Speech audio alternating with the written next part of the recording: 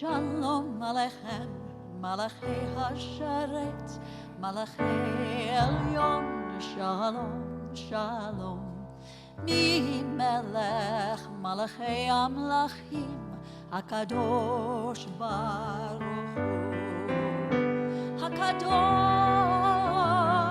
Baruch Hu, Baruch Hu, Baruch Hu, Hakadosh Baruch Hu, Shalom, Shalom. Boachem l'Shalom, Malachi HaShalom, Malachi Elyon, Shalom, Shalom. Mi Melech, Malachi Hamlachim, Hakadosh Baruch Hu, Hakadosh Baruch Hu, Baruch Hu, Baruch Hu, Hakadosh Baruch Hu, Shalom, Shalom. Peace be upon you, angels divine. Shabbat Shalom, Umivarach. Baruch Hu Shalom, Malachi Shalom, Shalom, Shalom, Malachi Elyon. Mi Melech, Malachi Amlachim, Hakadosh Baruch Hu. Please join with me.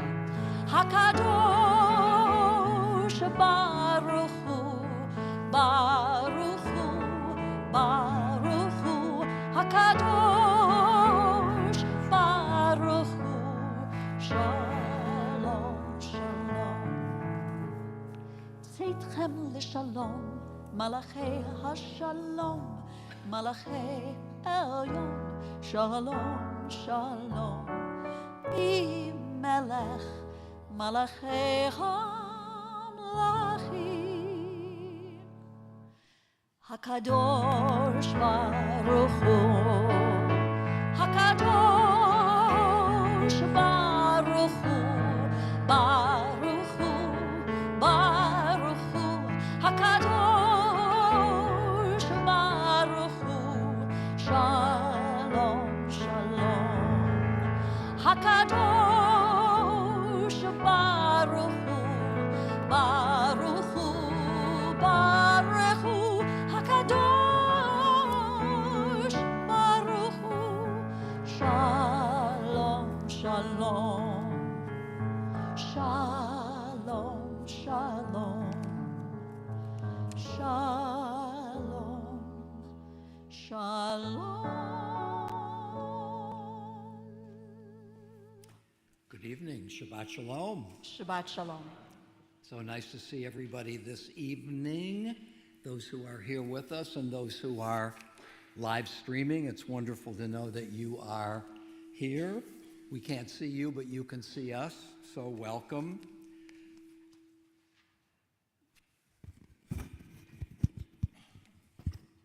We're going to continue with the blessing for our Shabbat candles. It's my pleasure to invite forward Megan Mansfield and Josh Weiner, who are going to be married this Sunday here at the temple. We're on page 3. As these Shabbat candles give light to all who behold them, so may we, by our lives, give light to all who behold us. As their brightness reminds us of the generations of Israel who have kindled light, so may we in our own day be among those who kindle light.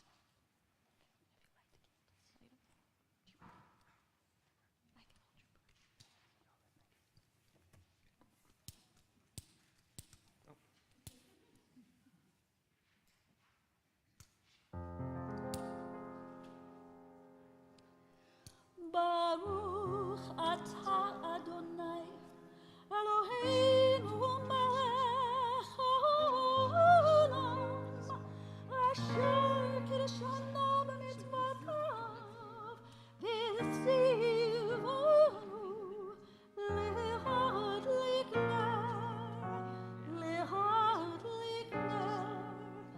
של שבת.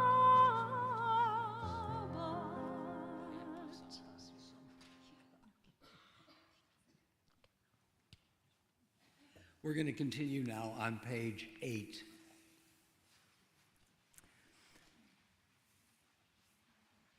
I begin with a prayer of gratitude for all that is holy in my life. God needs no words, no English or Hebrew, no semantics, no services. Let's continue together. But I need them. Through prayer, I can sense my inner strength, my inner purpose, my inner joy, my capacity to love. As I reach upward in prayer, I sense these qualities in my Creator. To love God is to love each other, to work to make our lives better. To love God is to love the world God created and to work to perfect it. To love God is to love dreams of peace and joy that illumine all of us and to bring that vision to life. We continue now on page 26 with the singing of Lamdeni.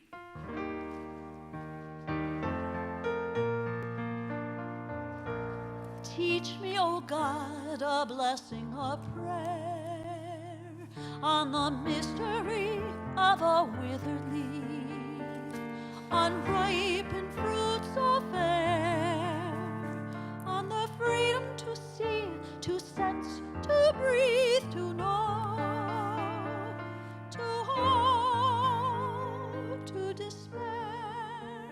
Teach my lips a blessing, a hymn of praise, as each morning and night you renew your days, lest my days be as the one before, lest routine set my ways. Lamdeni Elohai, Barech v'hitpalel, lamed et siftotai, bracha v'shir halel. Lamdeni Elohai, barech v'hitpalel, lamed et siftotai, bracha v'shir halel. We turn now to page 28, and as you are able, I invite you to rise for the Barhu.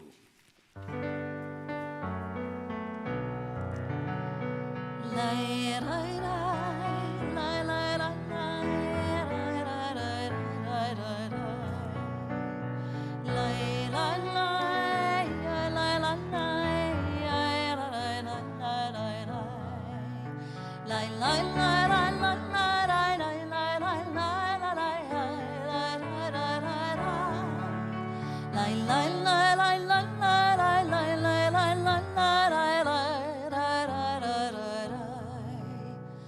Baruch hu et Adonai hamevorach, Baruch Adonai hamevorach leolam ba'ed. Yael lay lay lay lay lay lay lay lay lay lay lay. Yael lay lay lay lay lay. Yael lay lay lay lay lay. We read together. Praise Adonai, to whom praise is due forever. Praise be Adonai, to whom praise is due now and forever. On page 32, everlasting love you offered your people Israel by teaching us Torah and mitzvot, laws and precepts. Therefore, Adonai, our God, when we lie down and when we rise up, we will meditate on your laws and your commandments. We will rejoice in your Torah forever. Day and night we will reflect on them, for they are our life, and doing them lengthens our days. Never remove your love from us. Praise to you, Adonai, who loves your people Israel. Baruch atah Adonai, Ohev Amo Yisrael. Shema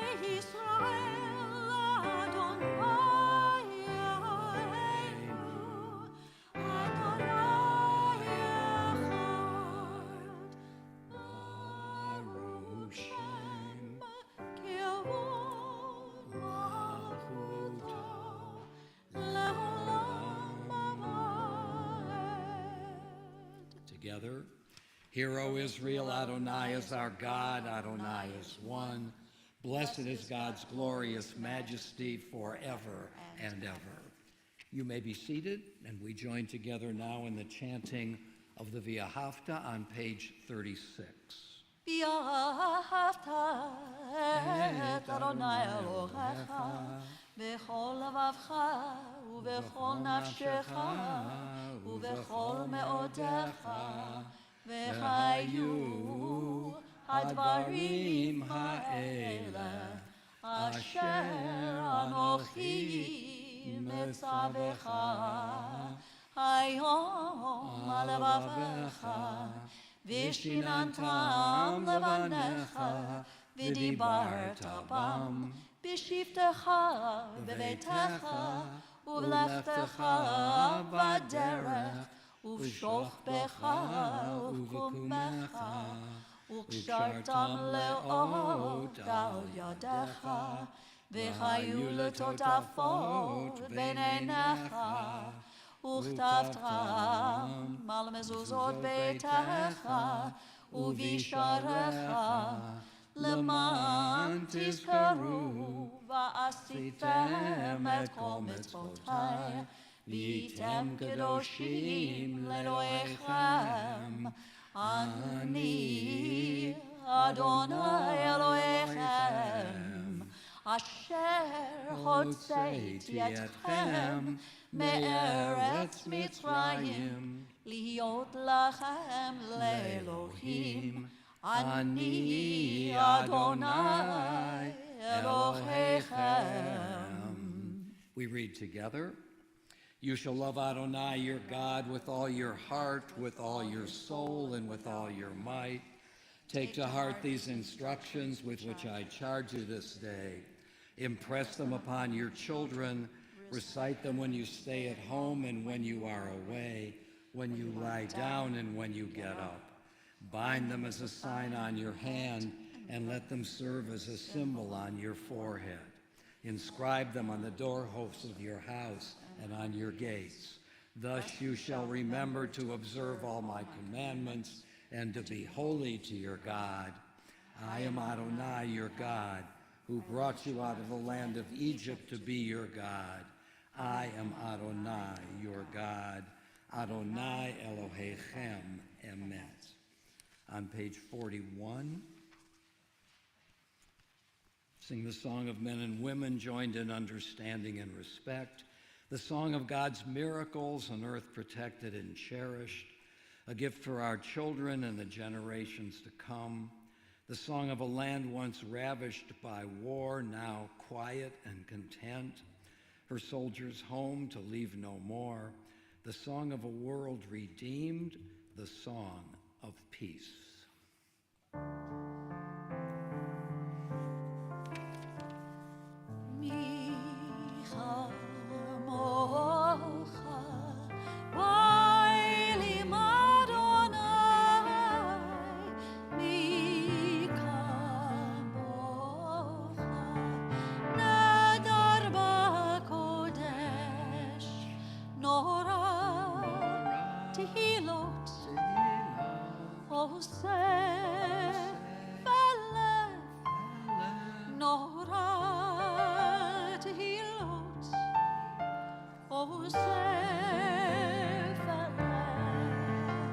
מלכותך ראו בניך, בוקר יום לפני משה ומרים. זה אלי, ענו ויאמרו, אדוני ימלוך לעולם ועד, אדוני ימלוך לעולם ועד.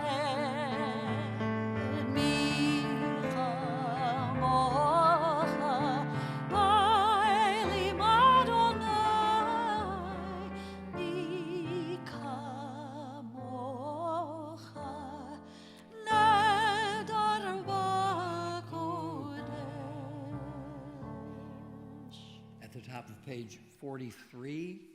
Let's read together. Let there be love and understanding among us. Let peace and friendship be our shelter from life's storms. Adonai, help us to walk with good companions, to live with hope in our hearts and eternity in our thoughts, that we may lie down in peace and rise up waiting to do your will. Baruch atah Adonai, haporei sukat shalom aleinu, v'al kol amo Yisrael, v'al Yerushalayim. השכיבנו אדוני אלוהינו לשלום, לשלום, והעמידנו מלכנו לחיים. ופרוס עלינו סוכת שלומך, ופרוס עלינו סוכת שלומך.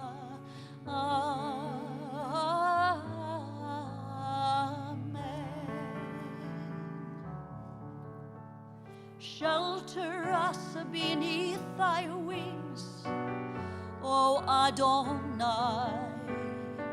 Guard us from all harmful things, O Adonai. Keep us safe throughout the night, till we wake with morning's light. Keep us safe through the night.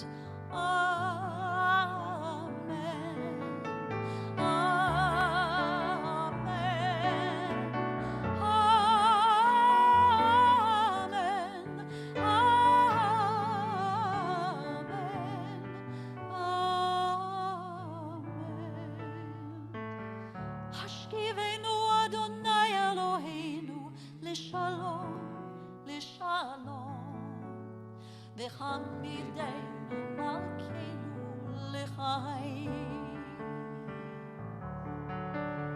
ופרוס עלינו סוכת שלומך, ופרוס עלינו סוכת שלומך.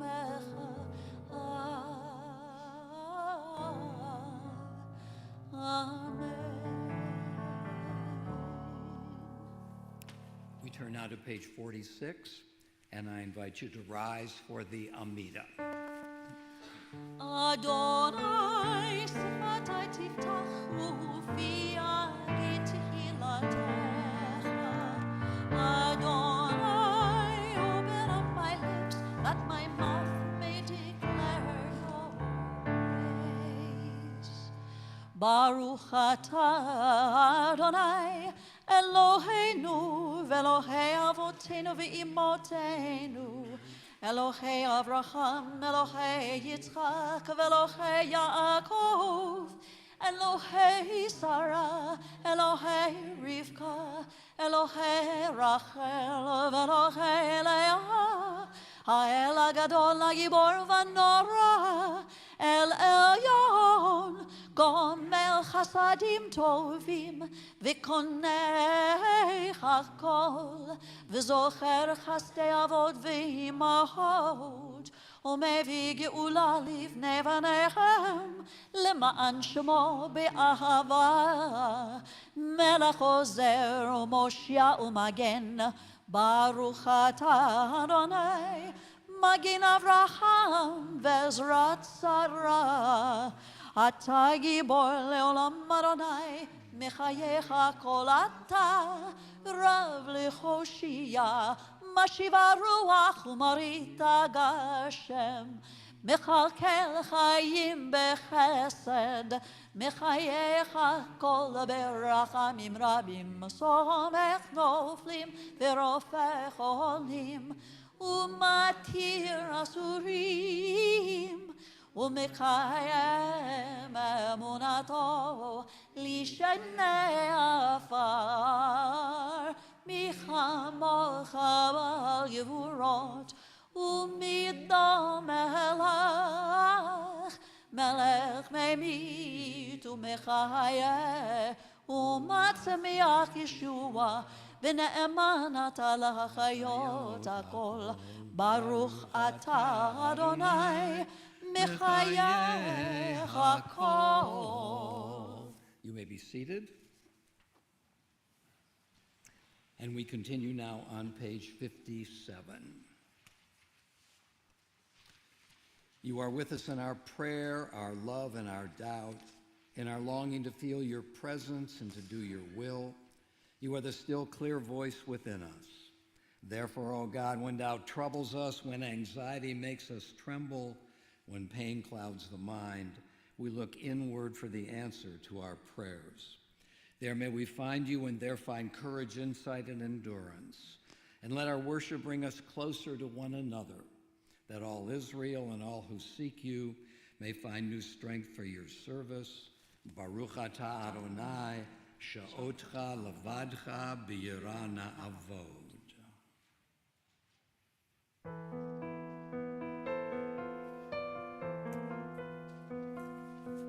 Ritzei Adonai Eloheinu ve'amecha Yisrael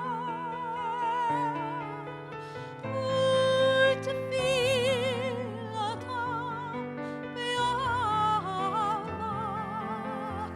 titkabbel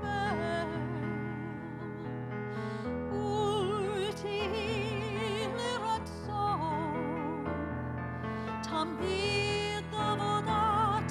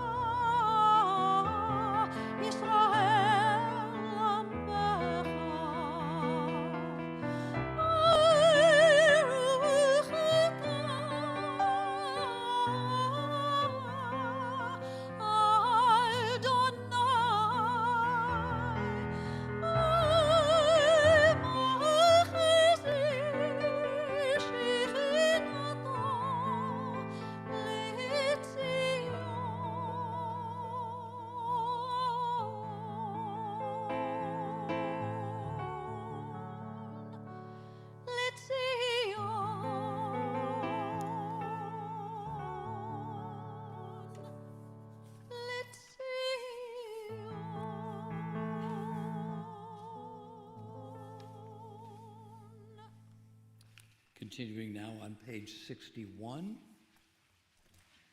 let's read together. Grant us peace, your most precious gift, O eternal source of peace, and give us the will to proclaim its message to all the peoples of the earth. Bless our country as a safeguard of peace, its advocate among the nations. May contentment reign within our borders, health and happiness within our homes.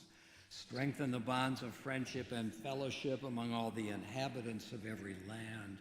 Plant virtue in every soul, and may the love of your name hallow every home and every heart. Praised are you, Eternal One, who blesses our people with peace. Baruch atah Adonai, hamvarech et amo Yisrael, b'shalom. Shalom Rav Yisrael Amacha Tasim Leolam. Shalom Rav Yisrael Amacha Tasim Leolam. Ki atahu melech adon lechol hashalom v'tov beinecha levarech et amocha Yisrael b'chol ha'et v'chol shah b'shomecha.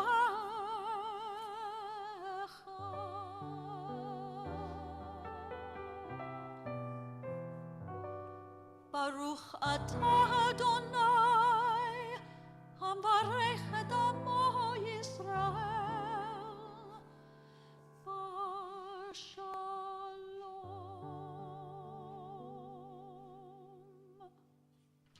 We have moments now for silent prayer.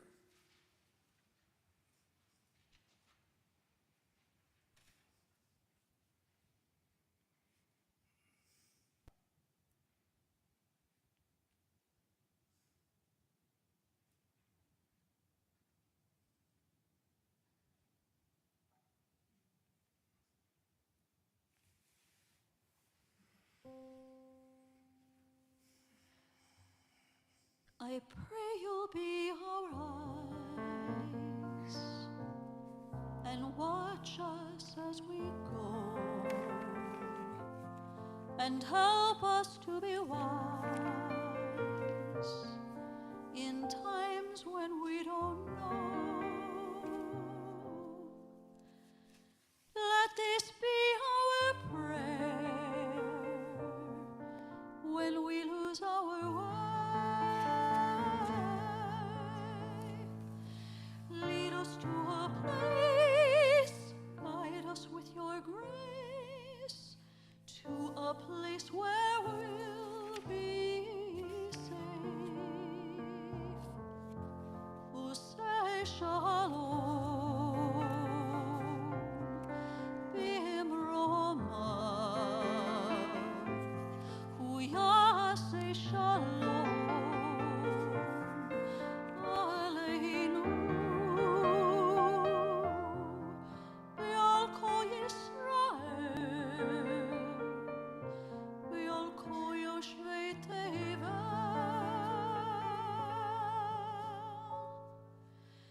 Lead us to a place, guide us with your grace, to a place where we'll be safe.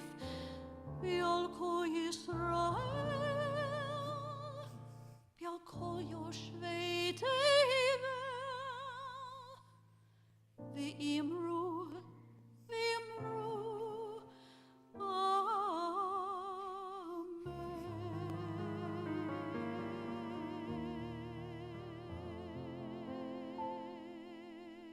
Amen.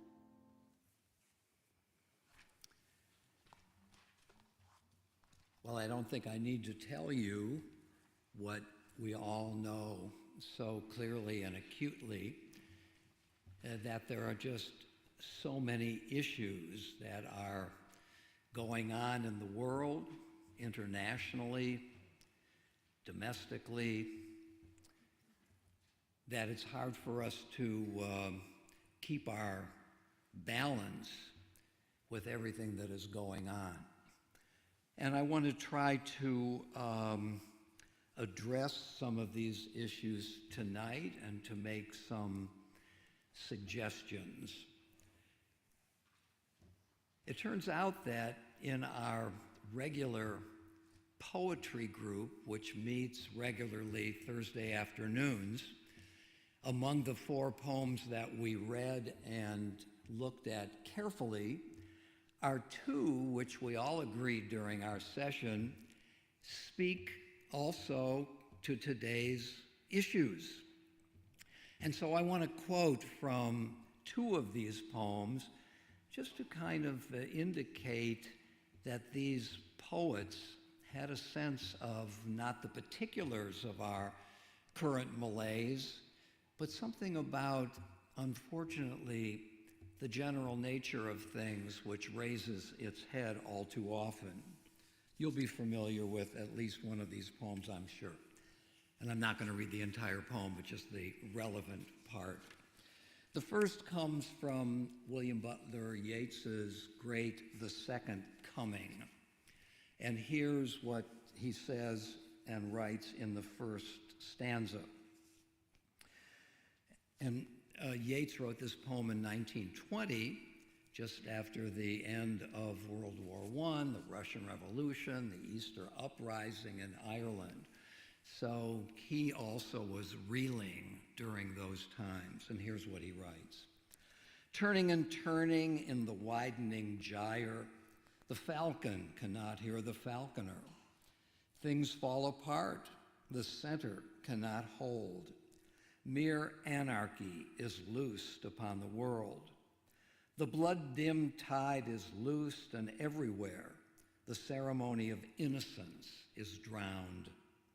The best lack all conviction, while the worst are full of passionate intensity. Could have been written yesterday. The second is an equally famous poem, written 70 years before Yeats wrote his poem, and this one is by Matthew Arnold, Dover Beach, which he wrote in 1850. And among the things that he says, before I'm going to read in the conclusion, he alludes to what he names the eternal note of sadness and the turbid ebb and flow of human misery. And here's how he ends this poem. As he looks out the window with his new bride, he calls her to the window. And he says, "Ah, love, let us be true to one another. For the world which seems to lie before us like a land of dreams, so various, so beautiful, so new, hath really neither joy, nor love, nor light, nor certitude, nor peace, nor help for pain. And we are here as on a darkling plain." Powerful evocations. And I want to discuss briefly two of the issues that are facing us at this time: the war against Hamas and the rise of anti-Semitism. We know the statistics. A month ago tomorrow, that makes this the Shloshim, 30 days after that barbaric invasion, 30 days ago, Hamas soldiers left 1,400 Israelis dead, and so many of them savaged. There are still 242 hostages still being held by Hamas, though the IDF now surrounds Gaza, while the pressure on Israel to pause intensifies. And the last time I looked, Prime Minister Netanyahu refuses to bring these hostilities to a pause. If you want to know my opinion about it, though I certainly recognize Israel's right and need to do all that it can to wipe out the forces of Hamas, I still myself believe that a pause would be a good thing, 2 or 3 days, in order to minimize civilian casualties. And now that the IDF surrounds Gaza, a pause becomes the more plausible in my view. The second issue that I want to raise is the issue of anti-Semitism. And I want to quote this morning's Plain Dealer. "Anti-Semitic incidents have soared since the war began, and the conflict has bitterly divided dozens of campuses, including Harvard University, Stanford University, the University of Pennsylvania, and Columbia University. At Cornell University, a series of anti-Semitic incidents culminated in a junior engineering student being charged with making online death threats to Jewish students. A swastika was found drawn in Columbia's International Affairs building, and videos have circulated of what appears to be Harvard students harassing a Jewish student during anti-Israel protests," end quote.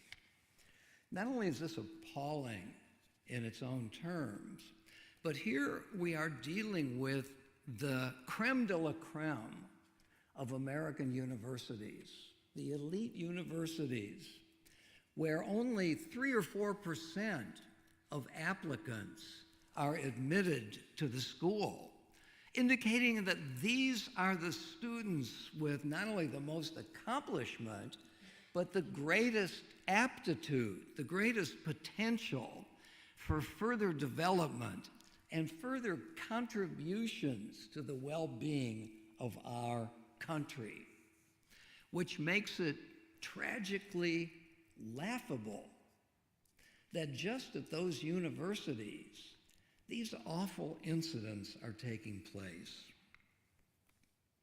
Just another, I hate to say it, but just another piece of evidence that at the top of the pyramid the American higher education system is deeply troubled and deeply problematic. In response, we have to say that the presidents of these colleges have been egregiously slow in directly confronting the problem. Though now, according again to the Plain Dealer, several of these universities have announced task forces on anti-Semitism.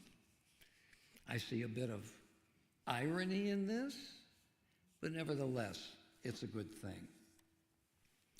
Here's what I think about this. First of all, the extraordinary asymmetry between criticism of Hamas and criticism of Israel. So little on campuses and elsewhere do we hear the hues and the cries about what Hamas did on October 7th. And so much the more criticism of Israel. And it strikes me that this asymmetry and this excess is itself a symptom of anti-Semitism. Criticism is valid if one has good reasons for it, and if those reasons would be applied to any other people or country involved in the same thing. That's what we call rationality. If there's a reason, the reason should be universally applied. And the excess and the asymmetry is an example of anti-Semitism raising its ugly head once again. And as you may know, anti-Semitism is more than 2,000 years old. It did not begin with the New Testament. It did not begin with some manifestations of Christianity. It was already manifest in Alexandria and in the Roman Empire long before. Christianity, of course, gave it a life that will not go away as long as the following two passages from the Gospels are being read. And I want to quote them. From the Gospel of Matthew, chapter 27. Matthew has the Jews saying about themselves and their future, his blood, Jesus' blood, be upon us and upon our children forever. And in the Gospel of John, chapter 8, you, he's pointing to the Jews, are of your father the devil, and your will to have Jesus killed is to do your father's desires. Now, these passages are read regularly. The New Testament is quoted every Sunday in churches. And when these passages are read, contextualizing them in terms of the situation of the day, which doesn't make them less execrable, but reduces the claim of universality, which merely reading them suggests. And I want to pose a caution here that certain Christian churches, and certainly many, many of our Christian neighbors and friends, decry these passages and vow not to read them, use them, or believe them any longer. But when they're read in churches without context and without comment, they can still do their very ugly work. And from that point on, 2,000 years ago, anti-Semitism has taken many, many forms throughout history. Forms that are social, that are economic, that are cultural, that are religious, and at the end of the 19th century, that took on a new form, racial anti-Semitism. As ugly as religious anti-Semitism is, there was always, if I can put it this way, a way out for Jews converting to Christianity. If anti-Semitism is based on race, there is no way out. the most heinous of all of its forms. That being said, I want to say nevertheless that I am somewhat heartened, though I'm not naive about it, by some of the reactions of our community. And some of these reactions, I think, are without much precedent, which is part of what heartens me about it. The strong rebuke by President Biden and other officials.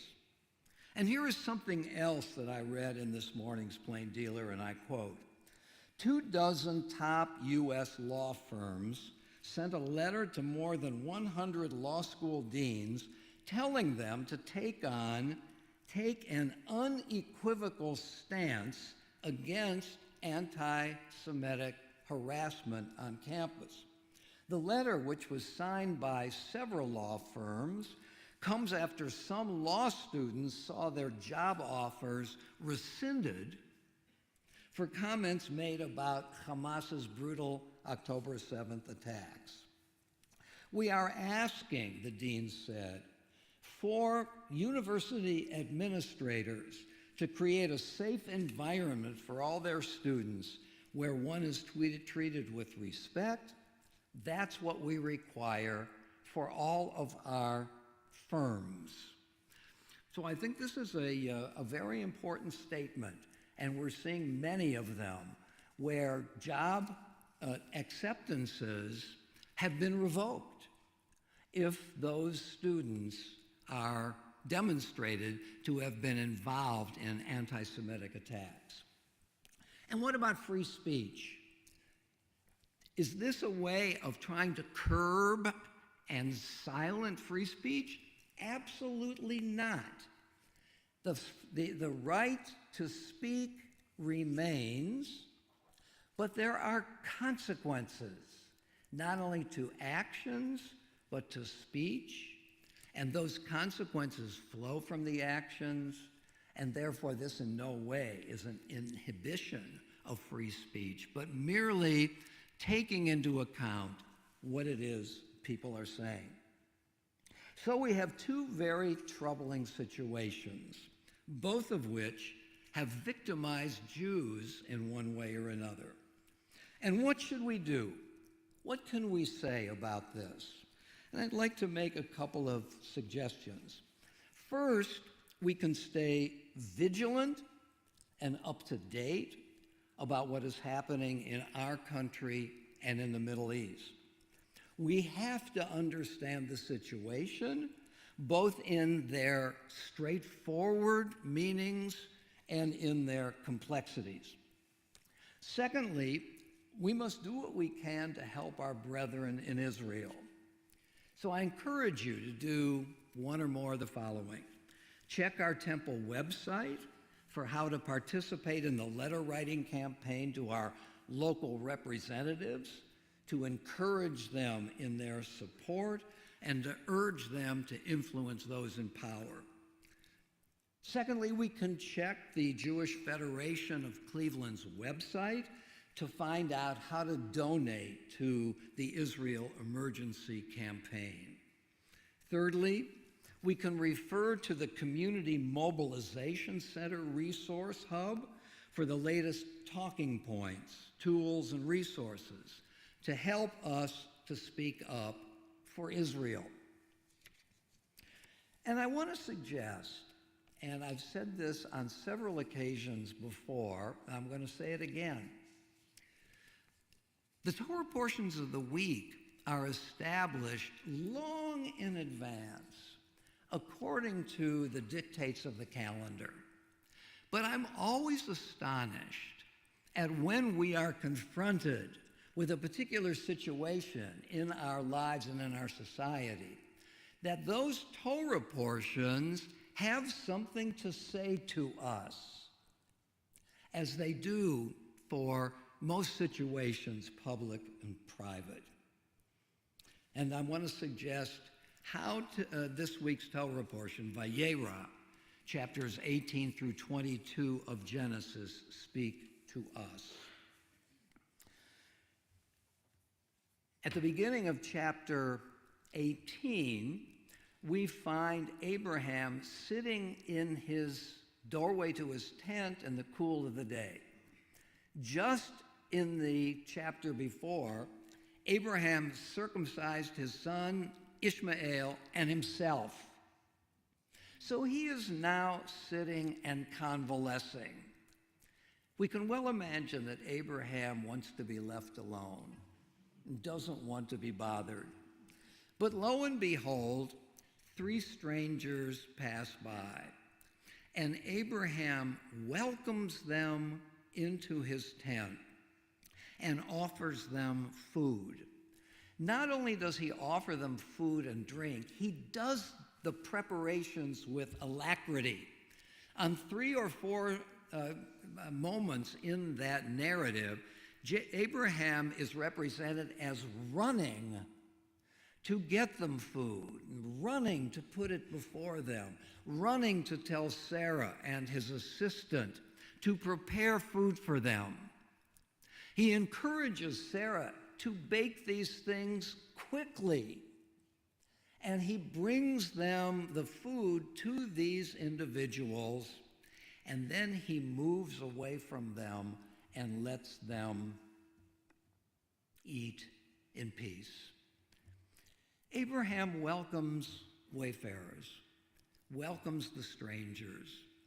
He does what he takes to be his duty, to reflect the dignity of all people, even those whom he doesn't know. And he does it not only, and this is what the running connotes, he does it not only with his hands, he not only performs the deeds, he does it with his heart. He means it. His motivation is pure. And the passage opens by saying that Abraham notices 3 strangers coming toward him, and he sees that God is making is going to make an appearance before him. And the next verse suggests that Abraham puts the conversation with God aside to welcome and to serve the strangers. And the Torah says that even when we have an opportunity to have a moment of intimacy with God, that needs to be put aside in order to help other people, however familiar or however foreign. Many chapters and a generation later, when Abraham sends his senior assistant out to find a wife for his son Isaac, we find Rebekah replicating this very action by offering Eliezer drink and food. And she says, without being asked, "Let me water your camels as well." And then the Torah, as if in echo of what Abraham suggests, says, "And she ran to fulfill this task." I sometimes say to myself, and less often out loud, tongue-in-cheek, that if I were putting together the Avot V'Imahot prayer, I would begin it by saying, "Praised are you, Lord our God, and God of our ancestors, God of Abraham, Rebekah, and Jacob." Isaac is no small figure, but Rebekah deserves a place among the patriarchs. Later in that chapter, Abraham confronts God. God, as you remember, is going to destroy Sodom and Gomorrah. But he takes Abraham into his counsel, and he tells Abraham what he's about to do. And Abraham, because of his deep commitment to justice, thinks that what God is about to do may not be just. Now, if you and I were having a conversation with God, let us imagine, and God said to us, "You know what? I am going to now do X." And I might feel that X is the wrong thing for God to do. Am I going to take God on? Probably not. But Abraham does. And he says in a phrase that rings down through the generations, "Shall not the just one do what is just?" You are risking doing something that's not just, and I have to call you on it because you are the just one. Your essence, your very definition is your commitment to justice. And I'm going to tell you that you are not living up to who you are. Notice what Abraham is suggesting here, that God, who we might say has more power than any entity on earth, that God's power is not to be taken as absolute. God's fundamental essence, according to Abraham, is not God's will, but God's wisdom. That God, God's self, can be judged over and against standards. And so Abraham, in chapter 18, in our Torah portion, stands for hospitality regarding the humanity and the need of every individual, and he also stands for justice, that we must stand up against injustice and insist that the world move toward more and more of it. So it seems to me that in difficult times, we have to reckon with the particularities of the problems to understand and to act. But we can also always learn from our millennially relevant tradition. To be like Abraham, to be like Rebekah, who under duress lived their values. They cared for others, not only in deed, but in the purity of their motivation, not only with their hands, but also with their hearts. They helped others through the goodness of their hearts, and not because they expected something in return, doing it so that they may do to us. Remember that both Abraham and Rebekah ran to do what they thought was right. And so I encourage us to be like Abraham, who under duress stood for his values, for justice, for fairness, for compassion. He maintained his standards, even if by doing so, he would be in some way make it easier on some of the inhabitants of Sodom and Gomorrah. Because by doing this, Abraham and Rebekah maintained their integrity. And if one maintains one's integrity, one also has, as an implication, a sense of optimism, even in difficult and dark times. Because knowing what is right and doing what is right, even if others are not doing the same, gives us a legitimate purchase on the future. And therefore we must be like Abraham and Rebekah, even in difficult and challenging times like these.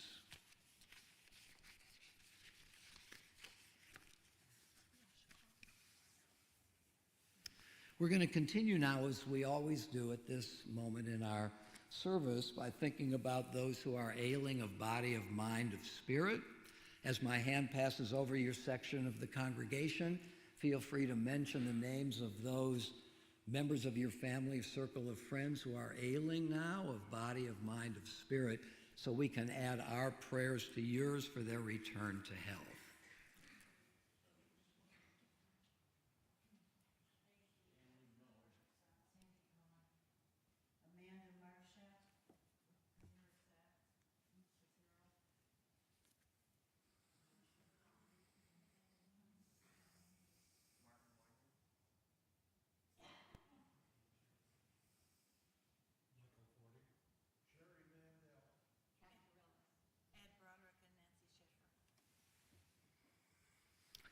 We continue now on page 253 with the singing of the Mishaberach.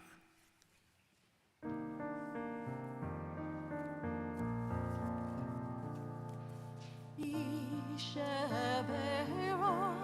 Avotenu Mikor HaBracha Lipotenu. May the source of strength, who bless the ones before us, help us find the courage and let us say Amen. Mishaberach imotenu mikor habracha leavotenu. Bless those in need of healing with refuah shlema, the renewal of body, the renewal of spirit, and let us say Amen. Before we move on, I have to let you in on a little bit of a secret of those of us who give sermons and talks about which we feel very, very deeply. Once we have finished, we have a little trouble regaining our equilibrium. And in that spirit, I'm going to tell you that I forgot to read the list of names of those about whom we are thinking and who have told us that they would like us to mention their names. Here's the Mishaberach list that I have. We remember Adele Adler. We think of Adele Adler, Herbert Chisling, Barry Cott, Thomas Cullinan, Jackson Curti, John Goodman, Brian Gaultier, Maddie Jefferson, Richard Moore, Edith and Levi Rubenstein, and Bob Shippey. We hope for a refuah shalema for all of them and everybody that you mentioned as well. We turn now in our prayer books to page 282, and I invite you to rise for the Aleinu.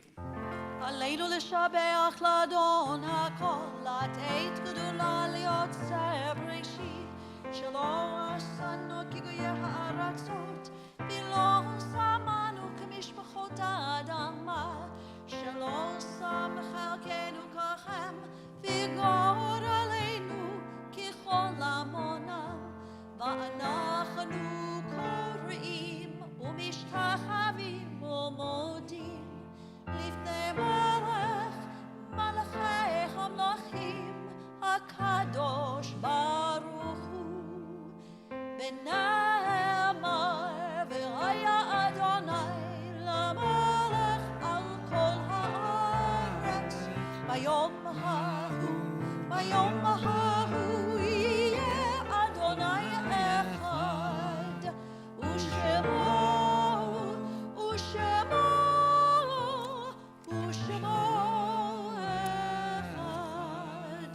You may be seated.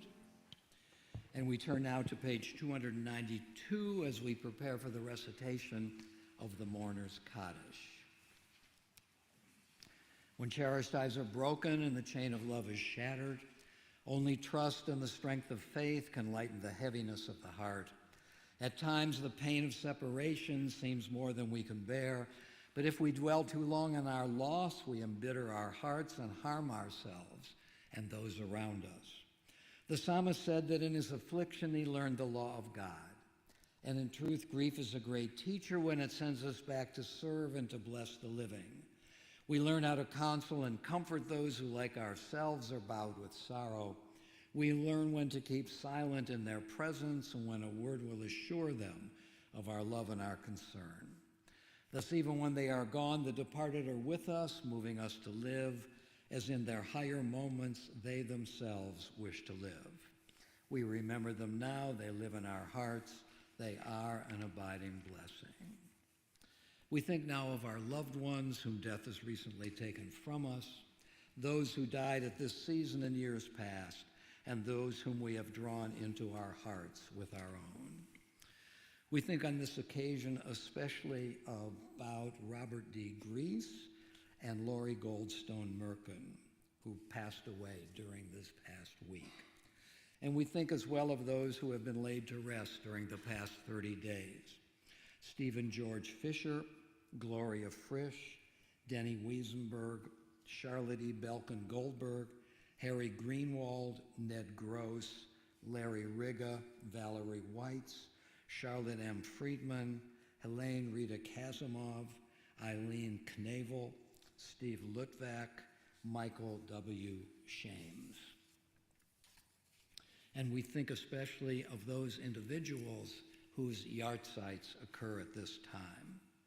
Jacob H. Altman, Andrew Justin Barnett, Lily Bassett, Edward W. Beechler, Jackie Burkew, Marion Block, Estelle Chapman, Harold Chapman, Dora Shavinson, George H. Cohn, Rosalind Betsy Niebel Cohn, Rose Graver Cohn, Nathan R. Cornsweet, Minnie Dempsey, Arnold J. Eisenberg, Bertha Hayes Eisenman, Rachel Miller Elbogen, Esther Elrad, Maury Benjamin Feuerman, Clarence Fischel, Simon Fox, Gita Fried, Julius Gold, Sarah G. Gold, Ann Goldstock, Rose Goodman, Sadie Brown Goodman, Lillian R. Gray, Rabbi Moses J. Grease, David Simon Heilbrunn, Dora Henkin, Hedwig Henry, Helen Kay, Maurice E. Kessler, Harry D. Koblitz, Louis A. Cohn, Lawrence G. Larry Krause, Louis S. Cox, Charles M. Luton, Todd Aaron Levitt, Jean Joelson Levin, Morris Levin, Pauline Weinstein Lockwood, Nora Stern Loeb, Harvey Mandel, Mildred Mandel, Gertrude Mann, Rose Waxman Marks, Jean S. Marks, Max Paul Mayer, Marvin W. Mezzi, Maurice S. Miller, Max Morris, Z. A. Moss, Lorna Gordon Myers, Rosa F. Oppenheimer, Earl Prezand, Becky Rosenthal, Shirley Rubin, Merrill David Sands, Edward Shagrin, Joseph W. Schiffer, Teresa Senor, Mary O. Shapiro, Morton A. Shaw, M.D., Albert Siegler, Nathan Singer, Gilbert Gibby Singerman, Harold Smith, Coleman Spitz, Leo Sternglantz, Joseph Edward Stone, Rufus M. Ullman, Edwin H. Weil, Edith G. Zeman, Richard D. Zip. If anyone at this point would like to mention a loved one or a friend whose name has not just now been read, please take this opportunity to do so.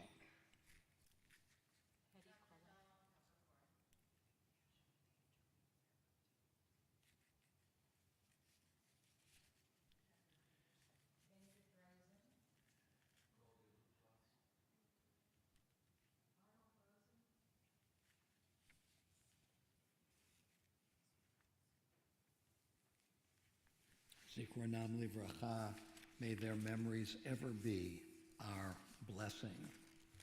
And now, as has become our custom, I'm going to invite those who are observing the first 7 days, the Shiva period, after the death of a loved one, if you wish to please rise. Those who are observing the Shloshim period, the first 30 days after the death of a loved one, please rise. And those who are observing the Yartzeit, the first year, the anniversary of the death of a loved one, to please rise. And now, as a caring congregation, I invite everyone to rise as together we sanctify the name of our God with the words of the Kaddish, found on page 294, as we say together, Yitgadal v'yitkadash shemei rabbah, V'alma divrach hirutei v'yamlich malchutei, v'chayechon v'yomechon v'chayedechol beit Yisrael, v'agolav izman kari v'yamru amen. Yehei shemei rabba mevarach le'olam alamei maya, yitbarach v'yishtabach v'yitpa'ar v'yitromam v'yitnaseh, v'yitadar v'yitaleh v'yitalal shmei dekudasha barichu, le'ela min kol birchata v'shirata, tushbachata v'nechemata, da'amiran bi'alma v'yamru amen, Yehei shalom rabba min shemaya v'chayim, aleinu v'al kol Yisrael v'yamru amen, oseh shalom b'mromav, hu ya'aseh shalom, aleinu v'al kol Yisrael v'yamru amen. May the source of peace send peace to all who mourn and comfort all the bereaved among us, and let us say together, amen. Amen. You may be seated. As again has become our custom, we always follow the Kaddish, the memory of our beloved deceased, whom of course we will never forget and whose impact continues to have an impact on our lives every single day. But we move now to happy thoughts and happy moments, our blessings. So once again, I do want to congratulate Kathy Mansfield's daughter, Megan Mansfield, and her fiancé, Josh Weiner, who again will be married this Sunday here at the temple. Mazel We're tov. so pleased for you Mazel tov. and for us, another simcha at our congregation.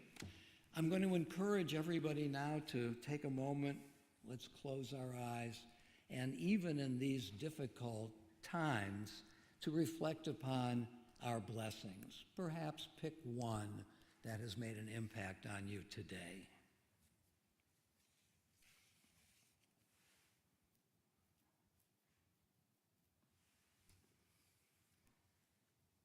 Let's continue with the singing of the Shehechianu. Baruch atah Adonai Eloheinu melech haolam, שהחיינו וקימנו והגיענו לזמן הזה.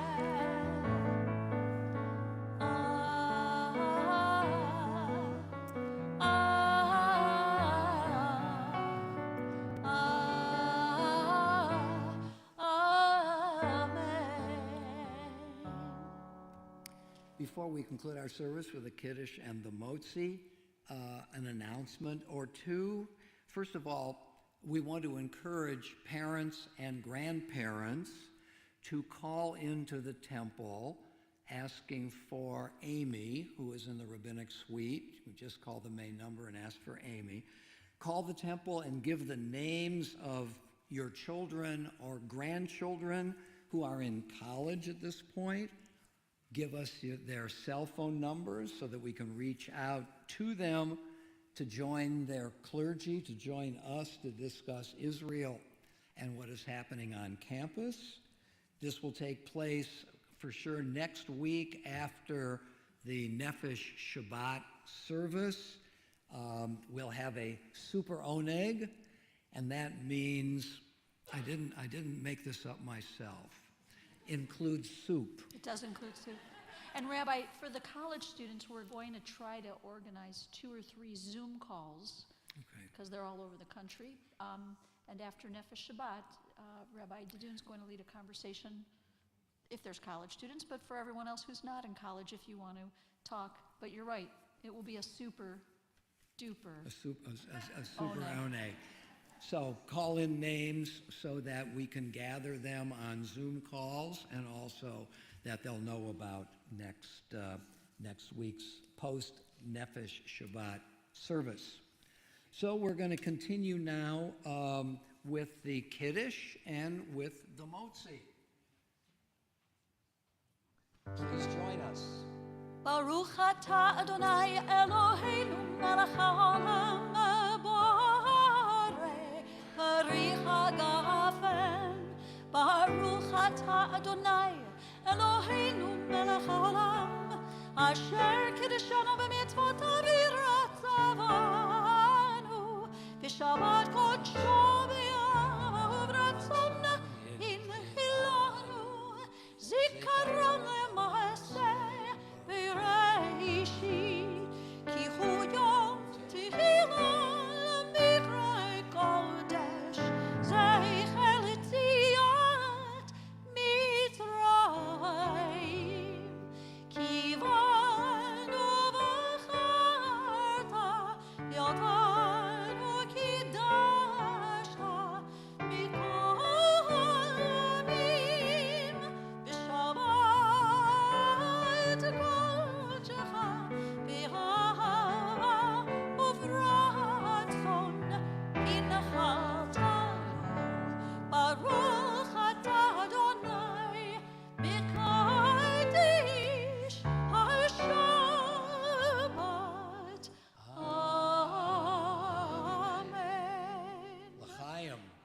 Amen.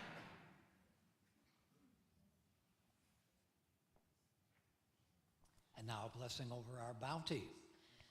Baruch atah Adonai Eloheinu melech haolam hamotzi lechem min haaretz. Amen. Adonai ozle amo yitain, Adonai verechet amo v'shalom.